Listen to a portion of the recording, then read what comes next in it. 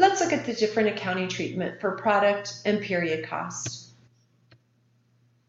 Recall that when a manufacturing company is producing products, it is incurring two different types of costs. It is incurring period costs, or costs that have nothing to do with manufacturing the product, and it is incurring the production costs, or the manufacturing costs to produce. For all of the product costs, the inventory that is produced will either be sold in the current period or sold in a future period.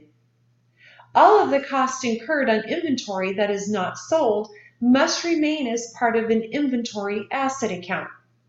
Those three inventory accounts that are used to account for the cost of production are the raw materials inventory, goods in process inventory, and finished goods inventory account. These three accounts accumulate all production costs of inventory as it is produced. Those costs will either be sold as part of cost of goods sold and recorded as an expense in that year, or those costs will be attached to inventory that is sold in a future period. And only when that inventory is sold in a future period will it become cost of goods sold. Please note that all of the non-manufacturing costs that a company incurs, those manufacturing costs are recorded as an expense in the period that they are incurred.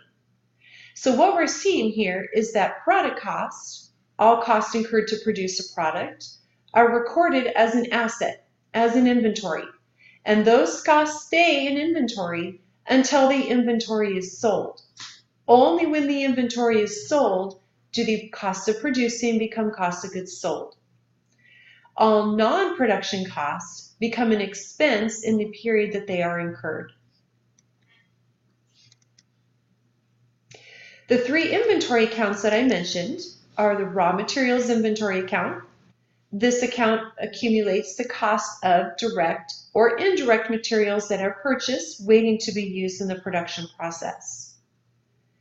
As inventory is begun in the production process, the goods in process inventory account is used to account for the cost of inventory incurred as it is being manufactured. Inventory is the completed and ready for sale is recorded in the finished goods inventory account. This inventory account keeps track and traces all costs of completed inventory that is ready for sale.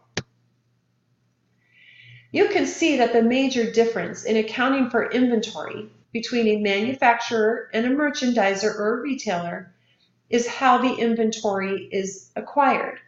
In a merchandiser, beginning inventory is added to the amount of inventory purchased. If we subtract out the amount of ending inventory, it gives us the amount of inventory that is sold. Whereas in a manufacturer, the beginning finished goods inventory is added to the cost of the inventory that is manufactured. If we subtract out the ending finished goods inventory, the remainder will be the cost of goods sold.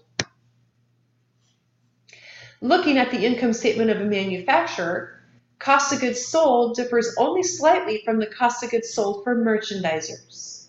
In a merchandising company, purchases; in a manufacturing company, cost of goods manufactured account for the cost of the inventory acquired. But that is the only difference in calculating the cost of goods sold between a manufacturer and a merchandiser.